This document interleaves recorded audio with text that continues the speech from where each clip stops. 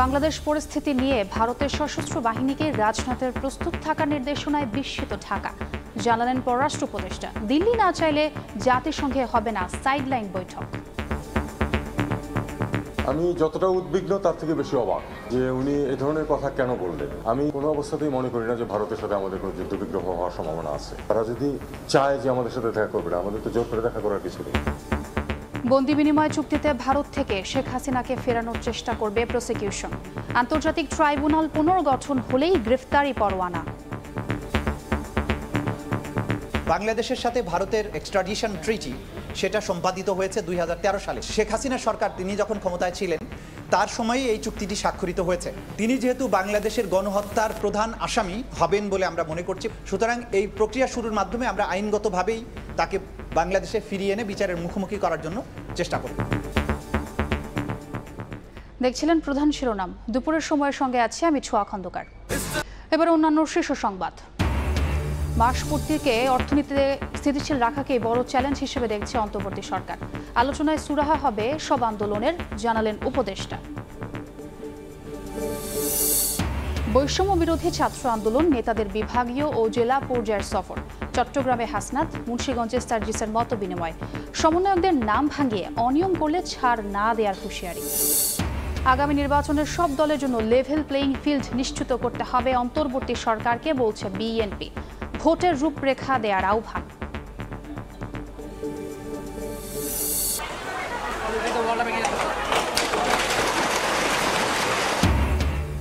কিশোরগঞ্জের ভৈরবে মেঘনায় বিলীন ঘরবাড়ি, কারখানা। হুমকিতে বিএডিসির গোডাউনও। ফেনীতে বন্যার পর নদী ভাঙন, পানিতে নষ্ট শত শত টন ভোগ্যপণ্য।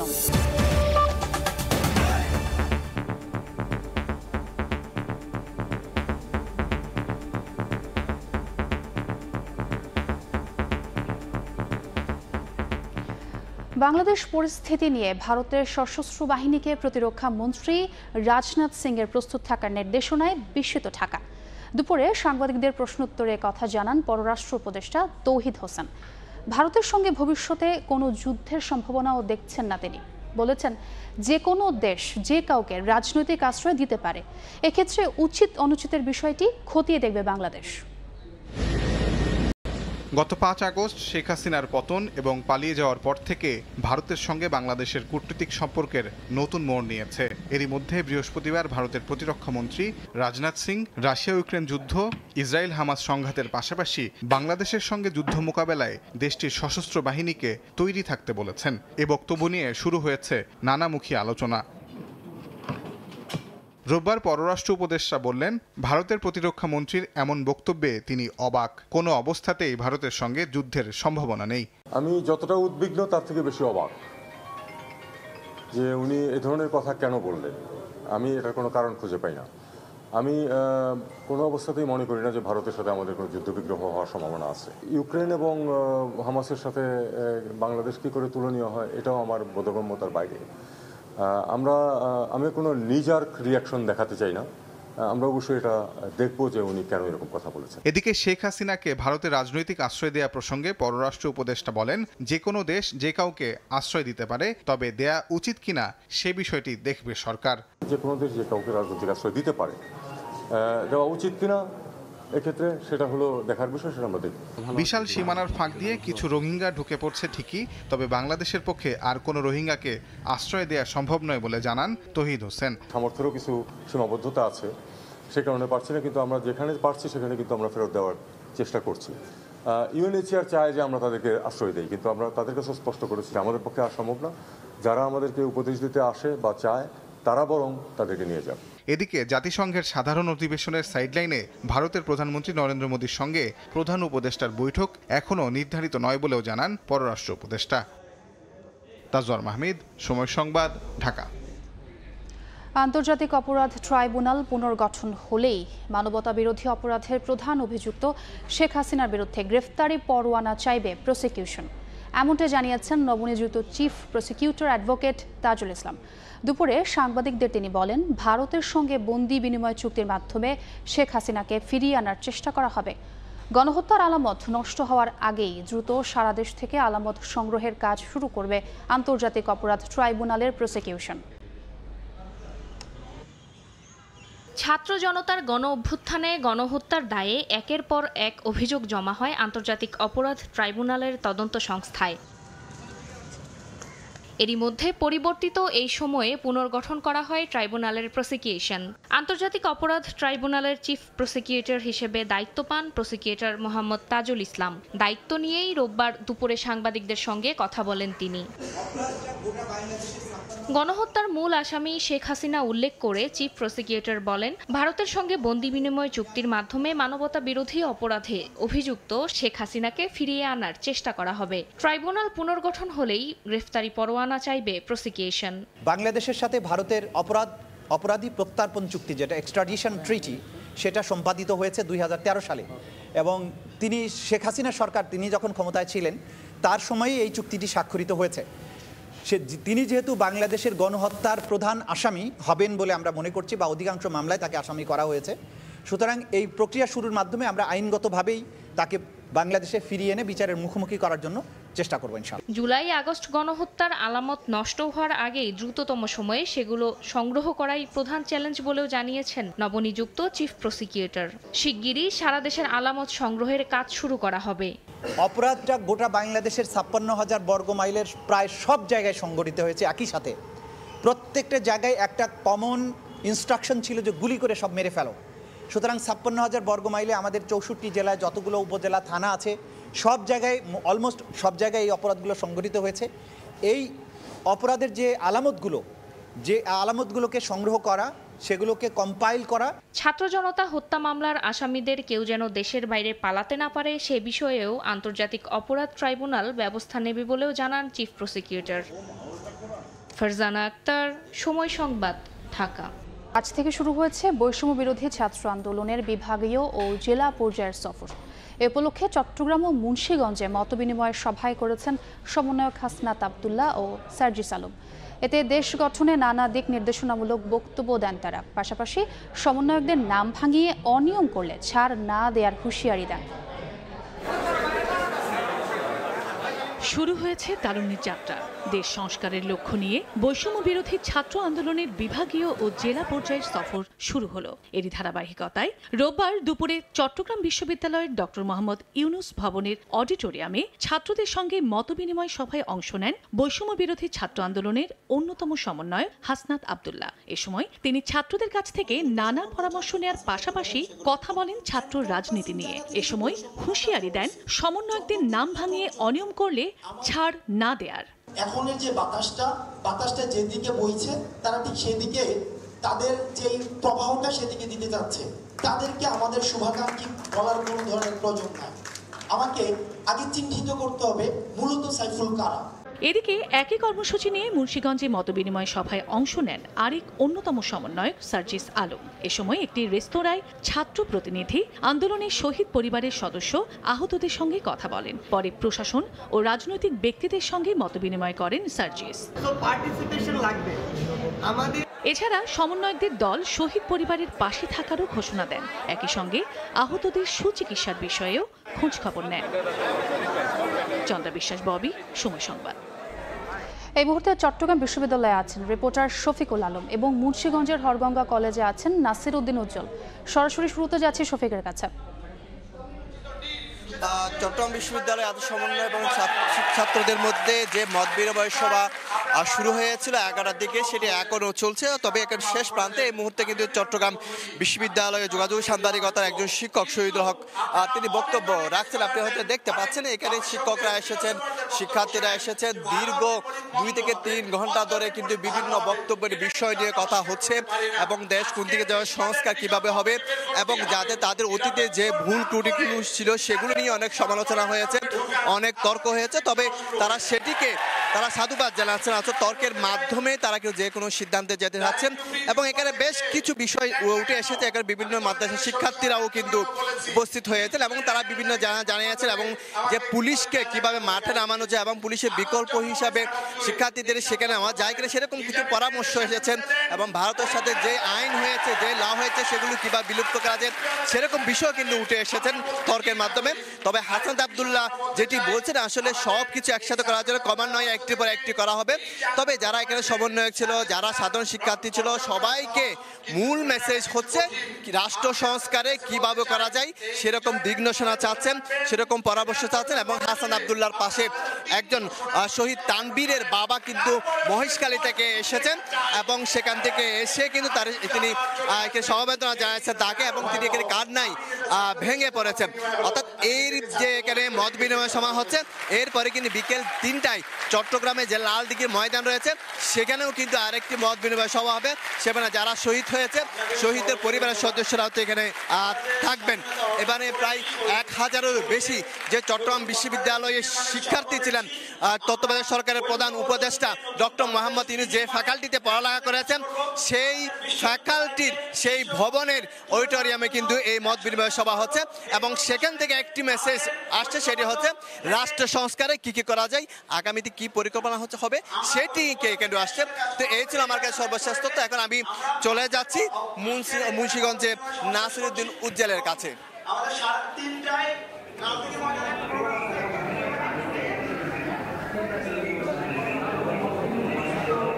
প্রাচীন সভ্যতার জনপদ মুন্সিগঞ্জ তথা বিক্রমপুরে কিন্তু এই জুলাইয়ের যে অভ্যুত্থান, সেই অভ্যুত্থানের যে নানা রকম সহিংসতা, এইসব নানা কারণে কিন্তু গুরুত্বপূর্ণ ভূমিকা রাখে এই জনপদটি। এবং সেই কারণে কিন্তু জেলা পর্যায়ে যে সমন্বয়ক টিমের যে এই মতবিনিময়, সেই মতবিনিময় কিন্তু এই ঢাকা বিভাগের প্রথম জেলা হিসাবে সার্জিস আলম কিন্তু মুন্সিগঞ্জে এসছেন এবং তিনি সকাল থেকে কিন্তু এই ব্যস্ত সময় পার করছেন। এবং এখানে যারা স্থানীয় সমন্বয়ক এবং ছাত্র প্রতিনিধি রয়েছেন তাদের সঙ্গে কিন্তু গুরুত্বপূর্ণ আলাপচারিতা হয়েছে এবং সেখানে কিন্তু ঐক্যবদ্ধ থাকবার জন্য কিন্তু তিনি পরামর্শ দিয়েছেন এবং অনেকের কথায় কিন্তু খুব গুরুত্বের সঙ্গে তিনি শ্রবণ করেছেন। একই সঙ্গে কিন্তু এখানে যে 4 আগস্টের যে সহিংসতা, সেখানে 3 জন মারা যান, তাদের পরিবার, সেই পরিবারের পাশাপাশি যারা এখানে আহত হয়েছেন তাদের সঙ্গে কিন্তু কথা বলেছেন। এই 14 সদস্যের যে টিম, সেই টিমে কিন্তু মুন্সিগঞ্জের কৃতি সন্তান যে ইব্রাহিম অয়ন রয়েছেন এবং ঢাকা বিশ্ববিদ্যালয়ের আরও কেন্দ্রীয় যারা সমন্বয়ক তারাও কিন্তু এই টিমে রয়েছেন। তারা প্রত্যেকে কিন্তু এই বিষয়গুলো গুরুত্বের সঙ্গে দেখছেন এবং একই সঙ্গে এখন আপনারা দেখছেন যে মতবিনিময়টি চলছে, সেই মতবিনিময়ে কিন্তু এখানে যে রাজনৈতিক নেতৃবর্গ রয়েছেন এবং এখানকার প্রশাসন রয়েছেন এবং যে গোয়েন্দা সংস্থার প্রতিনিধিরা রয়েছেন তাদেরকে নিয়ে কিন্তু এখন মতবিনিময় হচ্ছে। এবং এরপরেই সবচেয়ে গুরুত্বপূর্ণ যে কর্মসূচি, সেটি কিন্তু হরগঙ্গা কলেজ মাঠে হবে। সেটি কিন্তু বিকাল 3টায় এই সময়তে কিন্তু ছাত্র জনতার সঙ্গে যে মতবিনিময় করবেন এবং এই পুরো সফরটি ঘিরেই কিন্তু এখানে এই শরতের সকাল থেকেই যে ব্যস্ত সময় সেটি পার করছিলেন এবং এখানকার যে এই ঘটনাগুলো ঘটেছিল সেই নৃশংসতার নানা চিত্র কিন্তু এখানে ফুটে ওঠে এবং সেগুলোর সুষ্ঠু বিচার কিন্তু স্বজনরা দাবি করেন। একই সঙ্গে যারা এখানে এই সব ঘটনায় নিহত হয়েছেন তারা কিন্তু বীরের এবং শহীদের মর্যাদা দাবি করেছেন। একই সঙ্গে যে অসহায় পরিবারগুলো আছে সেই পরিবারগুলো এবং আহতদের যারা রয়েছেন, এরই মধ্যে কিন্তু ইঞ্জিনিয়ার যে সাইফুল ইসলাম তিনিও দায়িত্ব নিয়েছেন। এরকম অনেকেই কিন্তু তারা প্রত্যাশা করছেন যে এই আহত এবং নিহত পরিবারদের পাশে থাকবেন। এই ছিল আমার কাছে মুন্সিগঞ্জ থেকে যে বৈষম্য বিরোধী ছাত্র আন্দোলনের অন্যতম সমন্বয়ক যে সার্জিস আলমের সবশেষ। সরাসরি যুক্ত ছিলাম চট্টগ্রাম এবং মুন্সিগঞ্জে। দ্রুত সব রাজনৈতিক দলের জন্য লেভেল প্লেইং ফিল্ড নিশ্চিত করে একটি অবাধ নির্বাচন আয়োজনে অন্তর্বর্তী সরকারের প্রতি আহ্বান জানিয়েছে বিএনপি। নতুন সরকারের 1 মাস পূর্তি উপলক্ষে ঢাকা রিপোর্টার্স ইউনিটিতে আলোচনা সভায় নাগরিক ঐক্য, বিপ্লবী ওয়ার্কার্স পার্টি সহ আরও 4টি রাজনৈতিক দল প্রয়োজনীয় সংস্কার শেষে নির্বাচনের রূপরেখা দিতে উপদেষ্টাদের প্রতি আহ্বান জানান।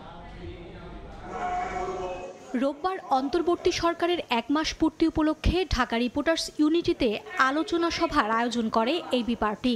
এতে অংশ নেন বিএনপি, গণসংহতি আন্দোলন, নাগরিক ঐক্য সহ বেশ কয়েকটি রাজনৈতিক দলের নেতারা। এ সময় দ্রুত সব দলের জন্য লেভেল প্লেইং ফিল্ড তৈরি করে সুষ্ঠু নির্বাচন দিতে সরকারের প্রতি আহ্বান জানান বিএনপির স্থায়ী কমিটির সদস্য আমির খসরু মাহমুদ চৌধুরী। বাংলাদেশের মানুষ মুক্ত অবস্থায় বাঁচতে চায়। বাংলাদেশের মানুষ রাজনৈতিকভাবে, সামাজিকভাবে, অর্থনৈতিকভাবে সকলের জন্য সমতল লেভেল প্লেইং ফিল্ড চায়। সকলে যাতে সমানভাবে অংশগ্রহণ করতে পারে। 65% বয়স 35 বছরের নিচে। এই 35 বছরের নিচে যারা 65% আছে জনসংখ্যা, তারা কি ভাবছে, তাদের প্রত্যাশা কি, তাদের আকাঙ্ক্ষা কি, এটা আমরা যারা রাজনীতি করি আমাদের বুঝতে হবে। প্রয়োজনীয় সংস্কারের জন্য সময়সীমা স্পষ্ট করতে অন্তর্বর্তী সরকারের উপদেষ্টাদের প্রতি আহ্বান জানান বক্তারা। তারা বলেন, জনগণের ভোটাধিকার নিশ্চিত করাই এই সরকারের প্রধান কাজ। এই সরকার যেহেতু অন্তর্বর্তী সরকার, মানে একটা সরকার থেকে আর একটা সরকারে যাওয়া পর্যন্ত যে সময়, সেটা অন্তর্বর্তী সময়, অর্থাৎ তারা একটা গ্রহণযোগ্য নির্বাচনের পরিস্থিতি তৈরি করে নির্বাচন দিয়ে চলে যাবেন। এর আগে জাতীয় প্রেস ক্লাবে এক আলোচনা সভায় অংশ নিয়ে বিএনপি নেতারা সাবেক প্রধানমন্ত্রী শেখ হাসিনাকে ভারত থেকে ফিরিয়ে এনে বিচার করতে অন্তর্বর্তী সরকারের প্রতি দাবি জানান। মার্জিয়া মুমু, সময় সংবাদ, ঢাকা। কিশোরগঞ্জের ভৈরবে মেঘনার ভাঙনে নদী গর্ভে বিলীন হয়েছে ঘরবাড়ি সহ যমুনা অয়েল কোম্পানির একাংশ। ভাঙনের হুমকিতে আছে কয়েক হাজার বস্তা সার সহ বিএডিসির গুদাম। ভাঙন রোধে দ্রুত ব্যবস্থা নেওয়ার দাবি এলাকাবাসীর। আগ্রাসী রূপে মেঘনা নদী, ভাঙনে বিলীন একের পর এক বসতঘর ও ভিটা। শনিবার মধ্যরাতে হঠাৎই শুরু হয় মেঘনায় ভাঙন। মুহূর্তেই নদীগর্ভে বিলীন হয় ঘরবাড়ি, ফসলি জমি। কিছু বোঝার আগেই সব গ্রাস করায় ঘরের জিনিস সরিয়ে নিতে পারেননি অনেকে। সব হারিয়ে নিঃস্ব পরিবারগুলো খোলা আকাশের নিচে মানবেতর জীবন কাটাচ্ছেন। শুধু ঘরবাড়ি নয়, মেঘনার স্রোতে যমুনা অয়েল কোম্পানির একাংশ ভেঙে তলিয়ে যায়। ভুক্তভোগীদের অভিযোগ, নদী থেকে অবৈধভাবে বালু উত্তোলনের কারণেই ভাঙনের শিকার তারা। ভাঙন রোধে দ্রুত পদক্ষেপ নেওয়ার দাবি এলাকাবাসীর। অনেকগুলো ডেজার লাগাইছে, ডেজারের কারণে আমাদের বাড়ি ঘর সবকিছু ভাঙা শূন্য শুরু হয়ে গেছে। মাল সামানা সব নদীতে সব লয়ে গেছে, আমরা কিছু উদ্ধার করতে পারছি না। আমরা গরিব দুঃখী মানুষ। সরকারের কাছে একটা অনুরোধ, আমরা যে মুক্তিলা তাকাই। ঘটনাস্থল পরিদর্শন করে ভাঙন রোধে দ্রুত কার্যকর ব্যবস্থা নেওয়ার কথা জানায় প্রশাসন। জেলা যে পানি উন্নয়ন বোর্ডের ডিএক্সএল মহোদয় আছে, ওনার সাথে কথা বলেছি, জেলা প্রশাসক স্যারের সাথে কথা বলেছি, ওনারা দ্রুতই জিও ব্যাগ সহ ব্লকের ব্যবস্থা করছে। শনিবার রাত থেকে 12 ঘন্টায় নদীগর্ভে বিলীন হয়ে গেছে তীরবর্তী 100 মিটার জমি এবং 20টি ঘরবাড়ি। এছাড়া যমুনা অয়েল কোম্পানির 50 মিটার বাইপাস সড়ক, দেয়াল এবং পাইপলাইনও গ্রাস করেছে মেঘনা। আর ভাঙন হুমকিতে আছে বিএডিসি গোডাউন ও যমুনা অয়েল কোম্পানির ভবনটি। বিশ্ব ফিজিওথেরাপি দিবসে ছাত্র জনতার আন্দোলনে আহতদের জন্য ফ্রি মেডিকেল ক্যাম্প আয়োজন করেছে বাংলাদেশ ফিজিওথেরাপি অ্যাসোসিয়েশন। এর আগে নিজেদের আক্ষেপের কথা তুলে ধরেন ফিজিওথেরাপিস্টরা। বলেন, ফিজিওথেরাপি চিকিৎসা সেবার গুরুত্ব থাকলেও বাংলাদেশের প্রেক্ষাপটে তারা অবহেলিত। নিয়োগ বৈষম্য দূর করে 3 দফা দাবি তুলে ধরেন চিকিৎসকরা। আন্দোলনে আহতদের চিকিৎসা সেবায় এবার এগিয়ে আসলো বাংলাদেশ ফিজিওথেরাপি অ্যাসোসিয়েশন। বিশ্ব ফিজিওথেরাপি দিবসে রোববার ঢাকা বিশ্ববিদ্যালয় মেডিকেল সেন্টারে আয়োজন করা হয় মেডিকেল ক্যাম্পের। আহত শিক্ষার্থীরা বিনামূল্যে চিকিৎসা সেবা নেন সেখানে। আমার স্ট্রেচিং থেকে শুরু করে অনেক কিছুই আসলে করা হয় এবং আমাকে পরামর্শও দেওয়া হয়। স্যারকে দেখাইলাম, উনি আমাকে একটা ব্যান্ড দেখাই দিল। তাদের মাধ্যমে আমি দেখালাম, তারা আমাকে কিছু প্রেসক্রাইব করলো আর ট্রিটমেন্ট নিতে বললো। শুধু ঢাকাই না, বিভিন্ন জেলায় এই সেবাটা দেওয়া উচিত, কারণ শুধুমাত্র এখানে হামলা হয় নাই, সব জায়গায় হামলা হয়েছে। তার মধ্যে বেশিরভাগ হামলা হয়েছে সাধারণত কলেজে বা স্কুলে। এর আগে ফিজিওথেরাপি দিবসের র্যালি নিয়ে কেন্দ্রীয় শহীদ মিনার হয়ে দোয়েল চত্বর, হাইকোর্ট মোড় হয়ে জাতীয় প্রেস ক্লাবের সামনে গিয়ে শেষ হয়। র্যালি শুরুর আগে শহীদ মিনার চত্বরে আয়োজিত সংক্ষিপ্ত সভায় কথা বলেন চিকিৎসক ও শিক্ষার্থীরা। ফিজিওথেরাপিস্টরা এখনও বৈষম্যের শিকার উল্লেখ করে তারা বলেন, সব হাসপাতালে ফিজিওথেরাপিস্ট পদ থাকলেও দেয়া হচ্ছে না নিয়োগ। অবিলম্বে সেই নিয়োগ সহ 3 দফা দাবি জানান সরকারের কাছে। প্রত্যেকটা মেডিকেলে ফিজিওথেরাপি ডক্টরদের জন্য আলাদা পোস্ট আছে, কিন্তু সেই পোস্টগুলোতে অন্যায়ভাবে নিয়োগ দেওয়া হয় নাই। আমাদের যদি আমরণ অনশন করা লাগে, ইনশাআল্লাহ আমরা আমরণ অনশন করব। সেই পোস্টগুলো আমাদের ফিজিওথেরাপিস্টদের দ্বারা নিয়োগ হয়, সেই ব্যবস্থা করতে হবে। সরকারকে, প্রশাসনকে জানাতে চাই, অবশ্যই আমরা কলেজ অফ ফিজিওথেরাপির বাস্তবায়ন আগামী 2 মাসের মধ্যে করতে চাই। বাংলাদেশ সহ বিশ্বের 138টি দেশে পালন করা হয় বিশ্ব ফিজিওথেরাপি দিবস। নিবিড় সাহা, সময় সংবাদ, ঢাকা। অধ্যক্ষ সহ 4 শিক্ষকের পদত্যাগের দাবিতে ক্যাম্পাসে বিক্ষোভ করেছেন নোয়াখালী আব্দুল মালেক উকিল মেডিকেল কলেজের শিক্ষার্থীরা। সকাল 10টা থেকে মেডিকেল কলেজ ক্যাম্পাসের প্রধান ফটকে তালা ঝুলিয়ে দিয়ে বিক্ষোভ করেন শিক্ষার্থীরা। এ সময় তারা অধ্যক্ষ সৈয়দ জাকির হোসেন, উপাধ্যক্ষ মাহবুবুর রহমান ও ফরেনসিক মেডিসিনের শিক্ষক রিয়াজউদ্দিন চৌধুরী ও শিক্ষক সমিতির সভাপতি সৈয়দ কামরুল ইসলামের পদত্যাগ দাবি করেন। পরে অভিযুক্তদের পদত্যাগ এবং অন্যত্র বদলিতে 24 ঘন্টার আলটিমেটাম দেন তারা। স্বৈরাচারী অধ্যাপক, অধ্যক্ষ এদের পদত্যাগের জন্য আমাদের এই আন্দোলন সাধারণ শিক্ষার্থী আব্দুল মালেক উকিল মেডিকেল কলেজের পক্ষ থেকে আন্দোলন। আসলে আমাদের ক্যাম্পাসে আগে থেকে অনেক ধরনের অন্যায় হয়ে আসতেছে, এখনো হচ্ছে। অন্যায়কারীরা ক্ষমতায় আছে থেকে এই জিনিসগুলো এখনো হচ্ছে। আমরা চাচ্ছি ওরা আর ক্ষমতা না থাকুক, ন্যায় প্রতিষ্ঠিত হোক। আমাদের আন্দোলনের একজন ভাই, উনাকে 2 বছরের জন্য বহিষ্কার করা হয়। তো আমরা যেহেতু সহজ সরলভাবে বিষয়টাকে মীমাংসা করতে চেয়েছিলাম, স্যারদের প্রতি সম্মান রেখে যেহেতু আমরা সবকিছু করতে চেয়েছিলাম, কিন্তু ওনারা সেটা করতে পারেন নাই। উপাচার্য নিয়োগের দাবিতে চট্টগ্রাম বিশ্ববিদ্যালয়ে মানববন্ধন করেছেন শিক্ষার্থীরা। এ সময় ভিসি নিয়োগ সহ নানা দাবি তুলে ধরেন তারা। এর আগে গত 12 আগস্ট পদত্যাগ করেন আগের ভিসি অধ্যাপক আবু তাহের। নূরজামান আতিকের ক্যামেরায় বিস্তারিত জানাচ্ছেন তারিফ রহমান।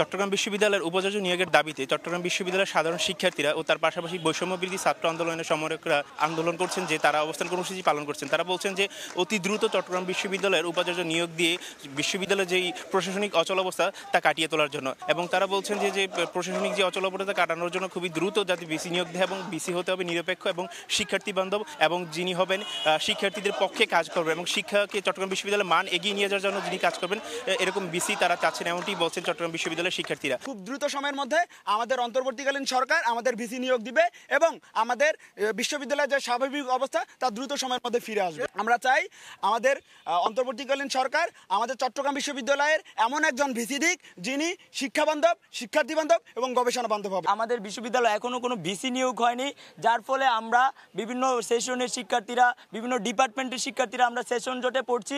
আমরা চাচ্ছি অতি দ্রুত আমাদের ভিসি নিয়োগ দিতে হবে। গত 12 আগস্ট চট্টগ্রাম বিশ্ববিদ্যালয়ের বিসি, প্রো-বিসি সহ প্রশাসনের সবাই পদত্যাগ করে, এবং সেই পদত্যাগের পরবর্তীতে প্রায় 1 মাসের সময় ইতিমধ্যে অতিবাহিত হয়ে যাচ্ছে যে চট্টগ্রাম বিশ্ববিদ্যালয় এখন প্রশাসনিকভাবে শূন্য এবং কোনো অভিভাবকহীনভাবে চলছে চট্টগ্রাম বিশ্ববিদ্যালয়। চট্টগ্রাম বিশ্ববিদ্যালয়ের শিক্ষার্থীরা বলছেন তারা একটা সেশন জোটের সংখ্যার মধ্যে পড়ে যাচ্ছেন এবং তাদের শিক্ষা জীবন একটু হুমকির মুখে পড়ে যাচ্ছে। গত 1 মাসে চট্টগ্রাম বিশ্ববিদ্যালয়ে কোনো উপাচার্য নিয়োগ করা হয়নি। তারই পরিপ্রেক্ষিতে আজকে চট্টগ্রাম বিশ্ববিদ্যালয়ের শিক্ষার্থীরা শহীদ মিনার প্রাঙ্গণে জড়ো হয় এবং মানববন্ধন করে যাতে দ্রুততম সময়ে চট্টগ্রাম বিশ্ববিদ্যালয়ের বিসি নিয়োগ করা হয়। তারিফ রহমান, সময় সংবাদ, চট্টগ্রাম বিশ্ববিদ্যালয়। চালককে মারধরের প্রতিবাদে চট্টগ্রাম থেকে 2 রুটে বাস ধর্মঘট ডেকেছেন পরিবহন শ্রমিকরা। এতে রোববার সকাল থেকে চট্টগ্রাম, কক্সবাজার ও বান্দরবান রুটে বন্ধ আছে যাত্রীবাহী বাস চলাচল। বিক্ষোভকারীরা বলছেন চাঁদা দাবির প্রতিবাদ করায় ওই চালককে মারধর করে দুর্বৃত্তরা। শরীরের বিভিন্ন অংশে আঘাত চিহ্ন এমন একজনকে ঘিরে জটলা পরিবহন শ্রমিকদের। চট্টগ্রাম, কক্সবাজার, বান্দরবান রুটে পরিবহন ব্যবস্থাপনার দ্বন্দ্ব ও চাঁদাবাজির প্রতিবাদ করায় গত শনিবার চন্দনাইশ এলাকায় আলী আজগর নামের ওই ব্যক্তিকে মারধর করে দুর্বৃত্তরা। গাড়িতে তোলার সাথে দরজা লক করে দিয়েছে, ছিল 3 জন, আবার মাঝপথে এসে আবার 3 জন উঠছে বিসির মধ্যে থেকে, তাহলে 6 জন। যেখানে আমাকে মারছে কাশেপাড়া, এখানে আছে 6 জন, মোট 12 জন। আমাকে যেরকম মনে হয় এরকম করে। মারধরের প্রতিবাদে রোববার সকাল থেকে চট্টগ্রাম, কক্সবাজার, বান্দরবান রুটে বাস চলাচল বন্ধের ঘোষণা দেন পরিবহন শ্রমিকরা। তাদের অভিযোগ, দীর্ঘদিন ধরে একটি পক্ষ এই রুটে চাঁদাবাজি ও শ্রমিকদের ওপর জুলুম করে আসছে। 5 আগস্টের পর এই সমস্যা না থাকলেও সম্প্রতি একটি গোষ্ঠী আবার চাঁদাবাজিতে মেতে উঠেছে। এর প্রতিবাদ করায় মারধর করা হয় আলী আজগরকে।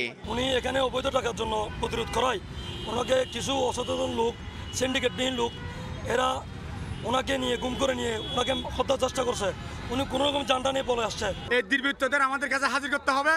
ভবিষ্যতে যেন কোনো শ্রমিকের উপর কোনো আক্রমণ, কোনো এইভাবে হুমকি দুমকি বর্তমানে দায়িত্বে আছে, তাদেরকে আমরা অপসারণ চাই। যতক্ষণ পর্যন্ত আমাদের সাথে এসে কম্প্রোমাইজিং করবে না এবং মুচলেখা দিবে না যে ওরা ভবিষ্যতে এই ধরনের কর্মকাণ্ড পরিহার করবে, এই ধরনের কোনো কর্মকাণ্ড করবে না, ততক্ষণ পর্যন্ত আমরা আপাতত গাড়ি বন্ধ রাখবো। এদিকে বাস চলাচল না করায় বিপাকে পড়েছেন যাত্রীরা। সকাল থেকে বাস কাউন্টারগুলোর সামনে তৈরি হয় শত শত যাত্রীর ভিড়। প্রায় 4 ঘন্টা ধরে বিগত আমরা এখানে বসে আছি যাওয়ার জন্য।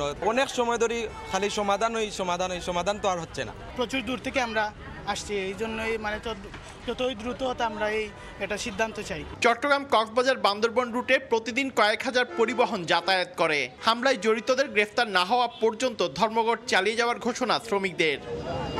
পার্থপ্রতিম বিশ্বাস, সময় সংবাদ, চট্টগ্রাম। বেতন বৈষম্য নিরসন এবং 10ম গ্রেড বাস্তবায়নের দাবিতে মানববন্ধন ও গণ অবস্থান কর্মসূচি পালন করেছে অডিটর সুপার এবং নিরীক্ষা ও হিসাব রক্ষক কর্মকর্তারা। রোববার জাতীয় রাজস্ব ভবনের সামনে সারা দেশ থেকে কর্মকর্তারা এসে সমাবেশে যোগ দেন। বক্তারা বলেন, সর্বোচ্চ আদালত 2022 সালে অডিটরদের গ্রেড 10-এ উন্নীত করার পক্ষে রায় দিলেও তা বাস্তবায়ন হচ্ছে না। সর্বশেষ চলতি বছরের 12 আগস্ট অর্থ বিভাগ থেকে চূড়ান্ত অনুমোদন দেয়া হয়, তারপরও অর্থ মন্ত্রণালয় তা বাস্তবায়ন করছে না বলে অভিযোগ তাদের।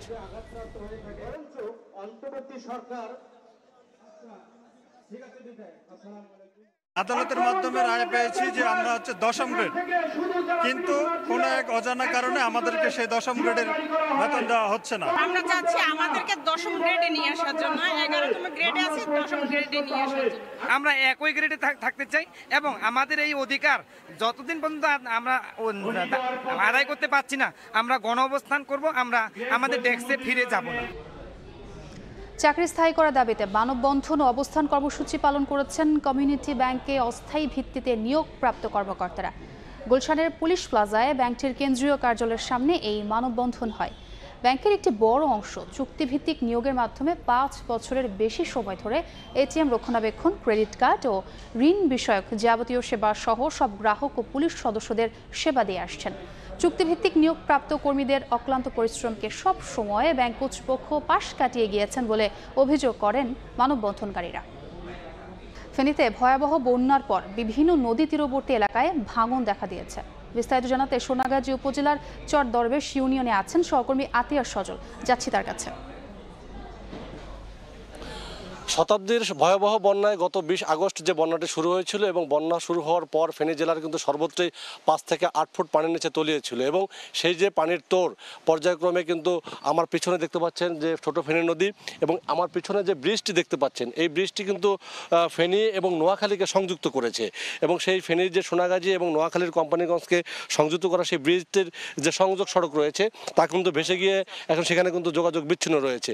ঠিক তার আরও 5-7 কিলোমিটার ভিতরে বা একটু উজানে আমরা যদি যাই ভাটিতে, সেখানে কিন্তু যে মুসাপুর ক্লোজার ছিল এই ফেনীর মোহনা এবং নোয়াখালীর কোম্পানিগঞ্জের মোহনায়, সেই মুসাপুর ক্লোজারটি যেটি প্রায় 350 কোটি টাকা ব্যয় গত 5-7 বছর আগে উদ্বোধন করা হয়েছিল, সেই স্থাপন করার পরে এই যে বিশাল জনপদকে রক্ষায় যে বিশাল ভূমিকা ছিল ক্লোজারটি, সেটি কিন্তু নির্মাণ হওয়ার পর এখানে ভাঙন রোধ হয়েছিল, মানুষজন স্বাভাবিক জীবনযাপনে ফিরেছিল।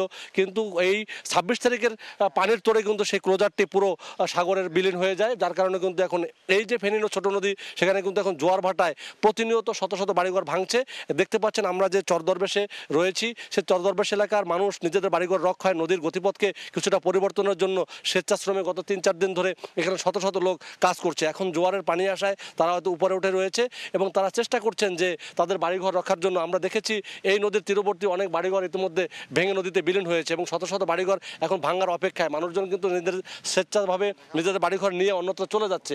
সব মিলে কিন্তু আমরা দেখছেন যে একজনের সাথে কথা বলার চেষ্টা করবো যে আপনারা এখানে কি করছেন, মূলত এই ভাঙ্গা থেকে রক্ষার উপায়টা কি? এই ভাঙ্গা থেকে রক্ষা করার জন্য আমরা এখানে একটা বাঁধ নির্মাণের চেষ্টা করতেছি এই অঞ্চলের মানুষ স্বেচ্ছাশ্রমের মাধ্যমে।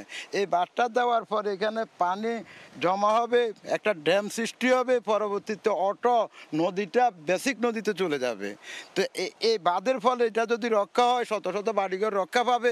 ইতিমধ্যে 200 বাড়ি নদীগর্ভে বিলীন হয়েছে। মূলত এটা মুসাপুর ক্লোজার ভেঙে যাওয়ার কারণে হয়েছে।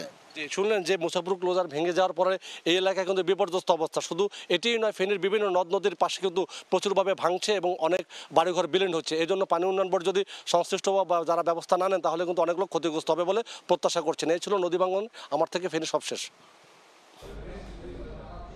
সরাসরি যুক্ত ছিলাম ফেনীতে। দুপুরের সময় আরও থাকছে। সন্ধ্যায় ভুটানের বিপক্ষে শেষ প্রীতি ম্যাচে মাঠে নামবে বাংলাদেশ। জয়ে লক্ষ্য জামাল ভুঁইয়াদের। চোটের কারণে থাকছেন না রাকিব, ঘুরে দাঁড়াতে মরিয়া স্বাগতিকরা।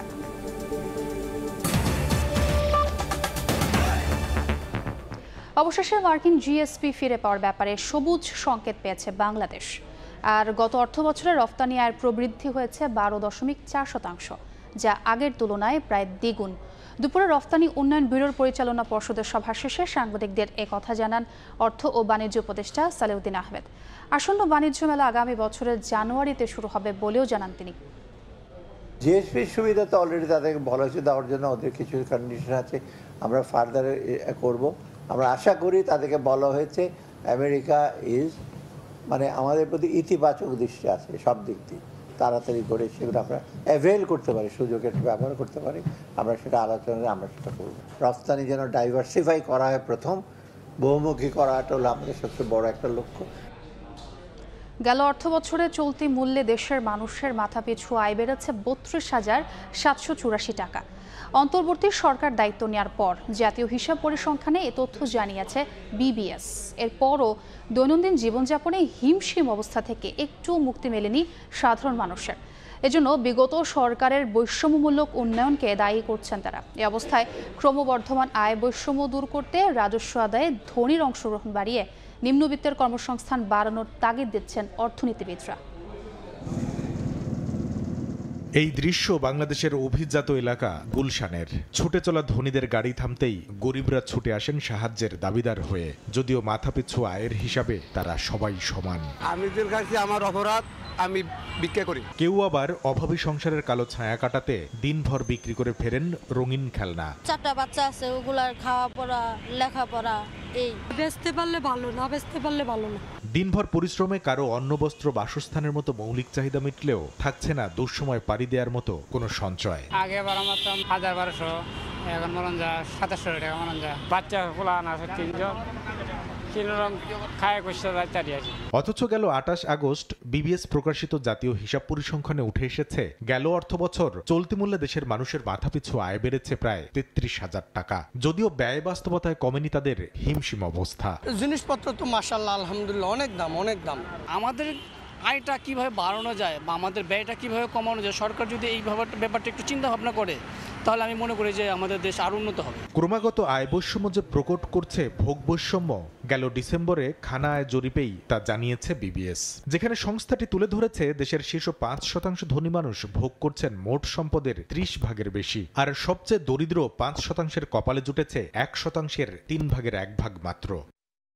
এমন বাস্তবতায় যারা সন্তানের জন্য শিশু খাদ্য কিনতে হিমশিম খান সকাল দুপুর রাতে, তারা চান কর্মসংস্থানের সুযোগ যেন লড়তে পারেন উচ্চ মূল্যস্ফীতির চাপ মোকাবিলায়। আমার বাসা, আমার একটা ছোট 2 বছরের বাচ্চা আছে, তাদেরকে নিয়ে চলা আমার জন্য টাফ হয়ে গেছে। আমি আমার ছেলের দুধ কিনে দিতে পারি না।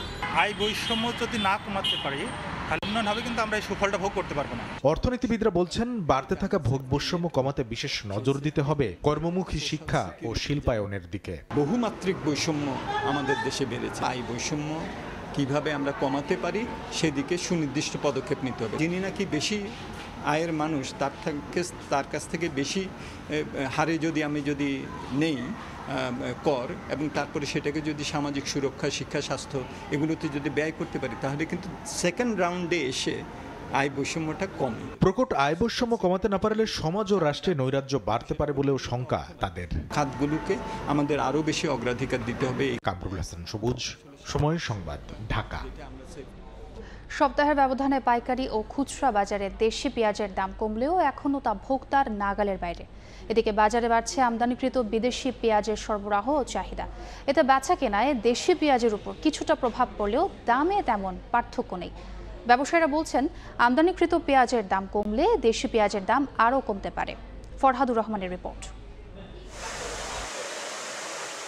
গত কয়েক বছরের তুলনায় চলতি বছর দেশে পর্যাপ্ত পেঁয়াজ উৎপাদন হয়েছে, ফলে মৌসুম শেষ হলেও বাজারে এখনও দেশি পেঁয়াজই বেশি বেচাকেনা হচ্ছে। তবে ভোক্তার নাগালে আসছে না দাম। সপ্তাহের ব্যবধানে 5 থেকে 7 টাকা কমলেও এখনও পাইকারি বাজারে দেশি পেঁয়াজ বিক্রি হচ্ছে 103 থেকে 106 টাকায়।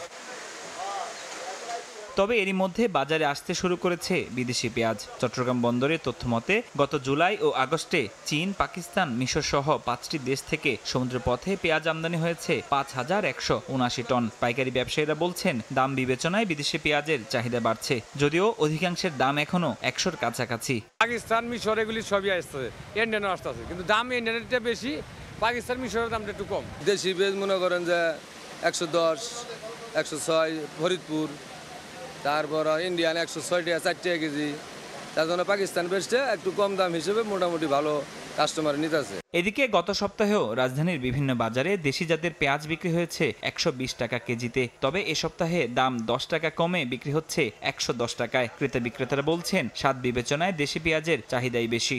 বিদেশি যে পেঁয়াজটা আসলে এটা আমরা যখন রান্না বান্না করি তখন দেশি পেঁয়াজের মতো আমাদের স্বাদটা হয় না। আসলে 10 টাকার জন্য শুধু শুধু আমাদের বিদেশি পণ্য কিনে তো লাভ নাই। দামের ব্যাপারটা হলো অন্য জিনিস, একটু বড় সাইজ দেখে নেওয়া, কিন্তু দেশি পেঁয়াজই ভালো। পাকিস্তানি পেঁয়াজটা চাহিদা হইলো আপনার বড়, তো হোটেলের লাগে নেয়, অনেকে সালাদ খাইবার লাগে নেয়। ব্যবসায়ীরা বলছেন আমদানি করা পেঁয়াজের দাম কমলে দেশি পেঁয়াজের ঝাঁঝও কমবে। ফরহাদুর রহমান, সময় সংবাদ, ঢাকা। খেলার খবর, ভুটানের বিপক্ষে শেষ ম্যাচ জয়ে আপোষহীন বাংলাদেশ। স্বাগতিকদের বিপক্ষে যে কোনো মূল্যে জয় আদায় করতে চান জামাল ভুঁইয়ার দল। ভুটান কৌশলে পরিবর্তন আনলেও নিজেদের সেরাটা দেওয়ার প্রত্যাশা বাংলাদেশের। তবে চোটের কারণে এ ম্যাচে কোচের পরিকল্পনায় নেই রাকিব হোসেন। ম্যাচটি শুরু হবে আজ সন্ধ্যা 6টায়। ফিফা র্যাঙ্কিংয়ে উন্নতির লক্ষ্য নিয়েই ভুটানের উদ্দেশ্যে দুটি ম্যাচ খেলতে দেশ ছেড়েছিল বাংলাদেশ ফুটবল দল। প্রথম ম্যাচে স্বাগতিকদের হারিয়ে যে পরিকল্পনা সহজ করে দেয় হাভিয়ার কাবরেরার শিষ্যরা, এবার দ্বিতীয় ম্যাচেও জয়ের পরিকল্পনা বাংলাদেশের। এই ম্যাচ সামনে রেখে থিম্পুতে শেষ দিনের মতো অনুশীলন করেছে জামাল ভুঁইয়ার দল। অনুশীলনে বেশ উজ্জীবিত দেখা যায় ফুটবলারদের। প্রথম ম্যাচে রক্ষণ মজবুত রেখে স্বাগতিকদের বিপক্ষে জয় তুলে নেয় বাংলাদেশ। শেষ ম্যাচে জয়ের জন্য রক্ষণভাগ অক্ষুণ্ণ রাখতে চায় লাল সবুজ, তাই তো গোলরক্ষকদের নিয়ে বাড়তি সতর্ক কোচিং স্টাফরা। ভুটানের বিপক্ষে দ্বিতীয় ম্যাচের ফল প্রভাব ফেলবে বাংলাদেশের র্যাঙ্কিংয়ে, তাই প্রথম ম্যাচের মতোই দ্বিতীয় ম্যাচেও জয় ছাড়া ভিন্ন কিছু ভাবছে না জামাল ভুঁইয়ারা। টিমের জন্য ইটস দ্য ফাইনাল, কারণ আমরা ফার্স্ট ম্যাচ জিতছি আর আমরা আরো 3 পয়েন্ট নিতে চাই। সো লক্ষ্য হচ্ছে 3 পয়েন্ট, আর বাংলাদেশ গেলে আমরা সবাই হ্যাপি থাকবো ইনশাল্লাহ। সবাই টিমের জন্য দোয়া করেন আর টিমের সাথে থাকেন। ভুটান সফরের পরেই শুরু এশিয়া কাপ বাছাইয়ের দৌড়ঝাঁপ। র্যাঙ্কিংয়ে এগিয়ে থাকলে এশিয়ান কাপ কোয়ালিফায়ার ম্যাচে সহজ প্রতিপক্ষ পাবে জামাল ভুঁইয়ার দল। উল্টো চিত্র জয় না পেলেও যদি এ ম্যাচে জয় আদায়ে ব্যর্থ হয় লাল সবুজ, তাহলে তুলনামূলক শক্তিশালী দলের বিপক্ষে নিজেদের প্রমাণ দিতে হবে এশিয়ান কাপের বাছাইয়ে। তাই শেষ ম্যাচে জয়ের জন্য আপোষহীন লাল সবুজ। এদের যে ট্রাফ আমরা অনেকটা মানিয়ে নিয়েছি, তো আমাদের ছেলেরা এখন বেটার ম্যাচ খেলবে, যেটা যে ছোটখাটো সমস্যাগুলো ছিল প্রথম ম্যাচে, সেই সমস্যাগুলো আমরা এই ম্যাচে কাটিয়ে ভালো একটা ম্যাচ খেলে ইনশাল্লাহ এই ম্যাচে বিজয়ী হয়ে ফিরবে। ম্যাচের আগে দলে রয়েছে দুশ্চিন্তার কারণও। প্রথম ম্যাচ চলাকালীন পায়ে চোট পান ফরওয়ার্ড রাকিব হোসেন। দ্বিতীয় ম্যাচে তাকে ছাড়াই পরিকল্পনা সাজাতে হচ্ছে কোচকে। অনুশীলনে প্রথম ম্যাচের ভুল শুধরে দিতে ফুটবলারদের নিয়ে কাজ করেছেন কোচিং স্টাফরা। ভুটান কৌশলে পরিবর্তন আনলেও নিজেদের সেরাটা দেওয়ার প্রত্যাশা বাংলাদেশের। ভুটান এবার যে ফরমেশনে খেলেছে, আমরা অতীতে অ্যাকচুয়ালি ভুটান এই ফরমেশনে আমরা কখনো দেখিনি। হয়তো ওরা 4-1, 4-2-3-1 এই স্টাইলে খেলেছে, বাট এবারে তাদের ফরমেশনটা টোটালি 5 ব্যাক নিয়ে খেলেছে অনেক সময়। সো এটা টোটালি ডিফারেন্ট। কিভাবে আমরা প্রেসিংয়ে যাব, কিভাবে আমরা ব্লকটা করব, এবং কিভাবে আমরা অ্যাটাকে যাব, এবং আমরা তাদের যে দুর্বল সাইডগুলো আছে, যে সাইডগুলো কিভাবে আমরা সেই কাউন্টারে আমরা সেই স্পেসগুলোকে কাজে লাগাবো। ফিফা র্যাঙ্কিংয়ে বাংলাদেশের অবস্থান 184 আর ভুটানের 182। প্রথম ম্যাচে জয় পাওয়ায় কিছুটা সুবিধাজনক স্থানে লাল সবুজ। তবে এই ম্যাচে জয় হাতছাড়া হলে তার নেতিবাচক প্রভাব পড়তে পারে রেটিং পয়েন্টে। রিফাতুল ইসলাম মিরন, সময় সংবাদ। এ পর্যায়ে শীর্ষ সংবাদগুলো জানিয়ে দিচ্ছি আরেকবার। বাংলাদেশ পরিস্থিতি নিয়ে ভারতের সশস্ত্র বাহিনীকে প্রস্তুত থাকার নির্দেশনায় বিস্মিত ঢাকা, জানালেন পররাষ্ট্র উপদেষ্টা। দিল্লি না চাইলে জাতিসংঘের সাইডলাইনে হবে না বৈঠক। আন্তর্জাতিক ট্রাইব্যুনাল পুনর্গঠন হলেই শেখ হাসিনার বিরুদ্ধে গ্রেফতারি পরোয়ানা, জানালেন চিফ প্রসিকিউটর। বন্দি বিনিময় চুক্তিতে চলবে ভারত থেকে ফেরানোর চেষ্টা। এবং বৈষম্য বিরোধী ছাত্র আন্দোলন নেতাদের বিভাগীয় ও জেলা পর্যায়ের সফর। চট্টগ্রামে হাসনাত, মুন্সিগঞ্জে সার্জিসের মত বিনিময়। সমন্বয়কদের নাম ভাঙিয়ে অনিয়ম হলে ছাড় নয়। এই ছিল দুপুরের সময়। সঙ্গেই থাকুন সময়ের।